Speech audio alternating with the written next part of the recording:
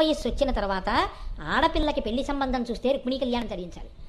మగపిల్లవాడికి సంబంధాలు చూసే ముందు మగపిల్లవాడితో ప్రతిరోజు ఈ శ్లోకం అమ్మవారి దగ్గర చెప్పరా అని చెప్పాలి తండ్రి.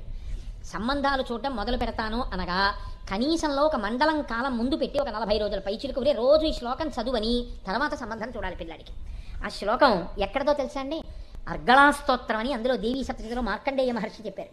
అంత గొప్ప శ్లోకం. అది కేవలం మగపిల్లలకి మంచి భార్య రావడానికి, వెళ్ళిన పిల్ల మంచి భార్యగా భర్త వెంట నడవడానికి అది మహామంత్రమై పనిచేస్తుంది. అందుకే ఏమడుగుతారంటే అందులో పత్నీం మనోరమాం దేహి మనోవృత్త అనుసారిణీం తారిణీం దుర్గా సంసార సాగరస్య కులోద్భవాం అని అడుగుతాడు రోజు. శ్లోకం చిన్నది. పత్నీం మనోరమాం దేహి, అమ్మ దేహి నాకి ఎటువంటిదై ఉండాలి? మనోరమ, నా మనస్సుని రమింపచేసేది అవ్వాలి, నాకు సుఖస్థానం కావాలి, విశ్రాంతి స్థానం కావాలి.